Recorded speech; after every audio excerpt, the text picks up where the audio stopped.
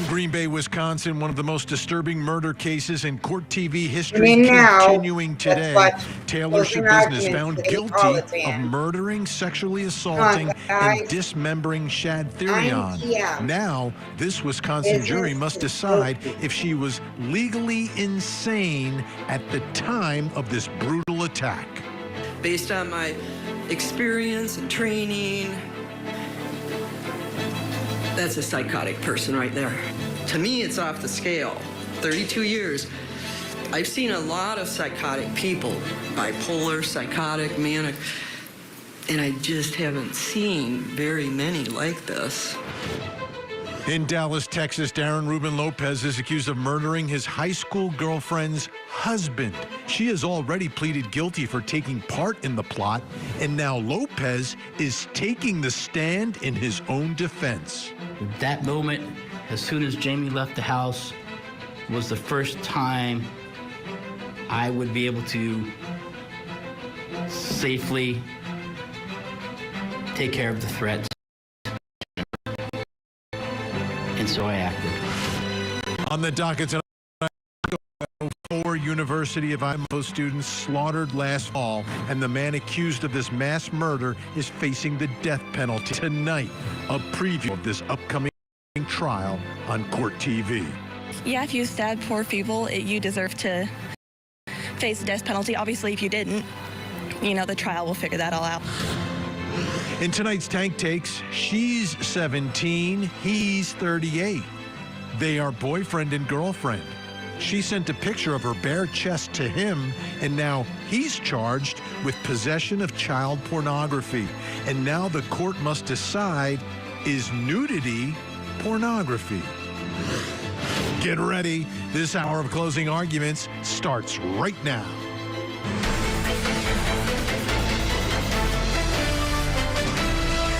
I'm Vinny Politan. Great to have you with us here on Closing Arguments. There's a red tide tonight, folks. You know what that means. It's another verdict night, a verdict day here on your front row seat to justice. And for the trial of Taylor Business, well, the verdict was yesterday, wasn't it? No, not really. The real verdict was today, tonight, because the whole issue in this case was her mental state. Was she suffering from a mental disease or defect? Did she appreciate the wrongfulness of, strangling Shad Therion, sexually assaulting his corpse, dismembering him, leaving his head in a bucket in his mom's basement? Did she appreciate the wrongfulness of that? That was the question for the jury. And they were out for about an hour and came back with their verdict. The verdict seems to be in order, and I will read it as follows. Question 1. At the time the crimes were committed, did the defendant have a mental disease or mental defect? Answer, no. There's no answer then for question 2. It is dated this date, July 27, 2023, signed by the foreperson. There were no dissenting jurors. Okay, answer's no. Now, for those of you who didn't follow the trial and don't know much about Taylor Business, we put together some of the words and actions of this convicted killer. Take a look. Well,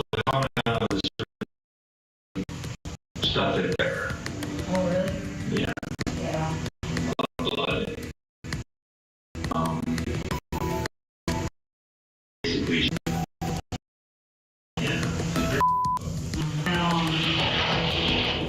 I was terrible at explaining things, so let's see here. I don't want him to die, actually. He's my buddy, but like it happened.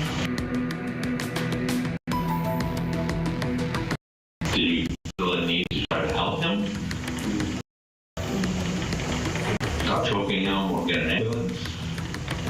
You didn't do that. So fast. So then after you realized he was no longer, he was dead, his face was purple, he said his mouth closed going on in his mouth. What did you Clean him up a little bit. And then, I just play with him. Well, you said play with Oni. Play with his like I put him over the bed and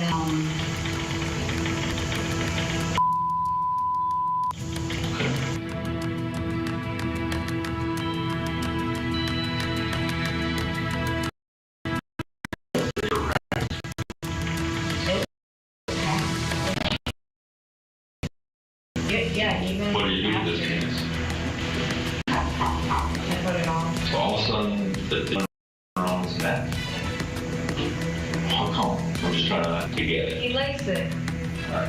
I was gonna walk him like a dog. And he wanted that? I have no idea what I was gonna do it anyway.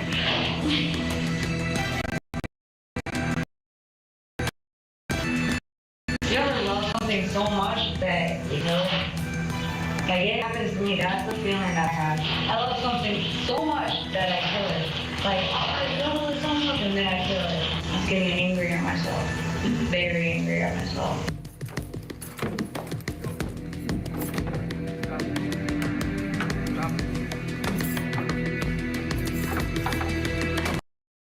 Are you gonna kick the head someone? I like that. You liked it?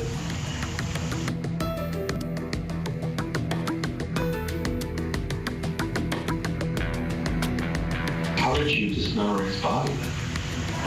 Nice. With what? Nice. Knives? Just more than one knife? Nobody's armed? Nobody's armed. You sure? You weren't sure? No. It was alright. Bread knife works good. Bread knife? A bread knife works good, yeah. Really? I use what I use. So like, yeah. I got lazy. Like, I don't know, like I'm like, Jury found she was from a disease or defect that she lost today. Let's bring in Court TV legal correspondent Chanley Painter live outside that Wisconsin courtroom where the jury reached its verdict just a short time ago. Double overtime tonight. Appreciate it, Chanley. Let's start with that moment. What did you observe? What did you notice inside that courtroom? Yeah, inside this courtroom, it was jam-packed. Well, on one side, courtroom, and that's the side of the prosecution, the family and friends of the victim in this case, Shad Thurion, they filled at least 4 rows in that to be there this entire trial just today, and of course waiting on this jury to make a decision. It took about an hour for them to be unanimous in that they rejected her insanity plea.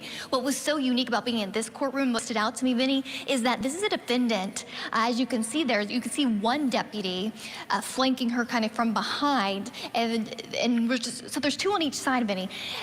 I've been in a lot of courtrooms for a lot of verdicts, and these 2 deputies on either side of her did not take their eyes off of her the entire time. It was like they were intensely staring at every move she made, or maybe they thought she would make, because I know you just played for our viewers when she did actually attack her defense attorney previously, so they were anticipating anything because she was not handcuffed, as you can see, sitting there in the courtroom.